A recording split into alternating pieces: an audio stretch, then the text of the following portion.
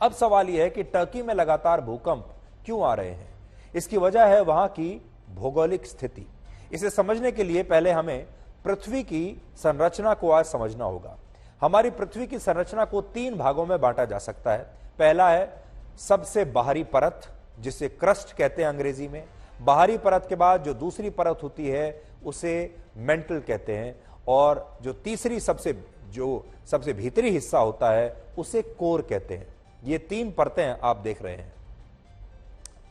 जो सबसे ऊपरी परत है क्रस्ट, इसी हिस्से पर हम लोग रहते हैं और यह हिस्सा कई प्लेट्स से मिलकर बना है, और आसान भाषा में कहें तो यह हिस्सा कई भूखंडों को मिलाकर बना है। भूगोल की भाषा में इसे प्लेट टेक्टोनिक कहते हैं। यहां प्लेट का मतलब हुआ भूखंड और टेक्टोनिक का मतलब हुआ वो हिस्सा जहां 2 भूखंड आपस में जुड़े हैं। पूरी दुनिया कई प्लेट्स में बटी हुई है। अब समझते हैं कि इस प्लेट टेक्टोनिक का रिश्ता टर्की में आने वाले इस भूकंप से कैसे जुड़ा हुआ है। टर्की का एक बहुत बड़ा हिस्सा एनाटोलियन प्लेट पर बसा हुआ है। यह इसका अर्थ होता है छोटा एशिया। इस प्लेट के पूर्व से उत्तर तक 1500 किलोमीटर फॉल्ट है। फॉल्ट का मतलब 2 प्लेटों का जोड़ होता है, यानी 2 प्लेट जहां जुड़ती हैं। टर्की के उत्तर में यूरेशियन प्लेट इसी फॉल्ट से जुड़ी हुई है।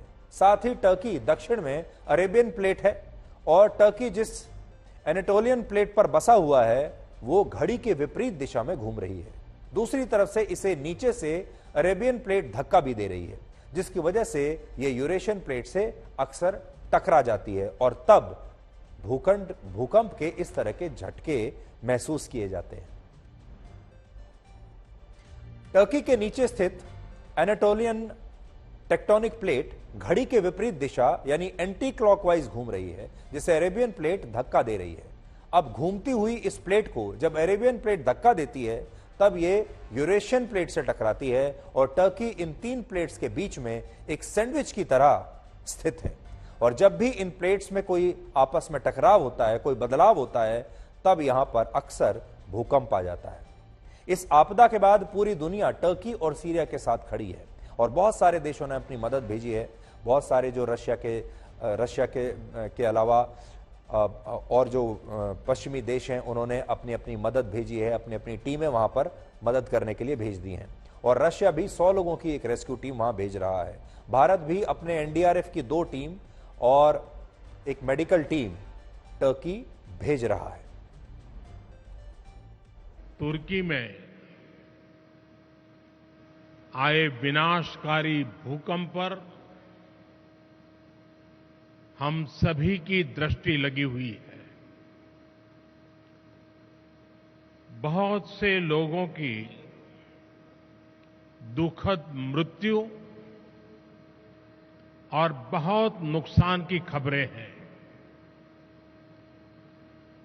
तुर्की के आसपास के देशों में भी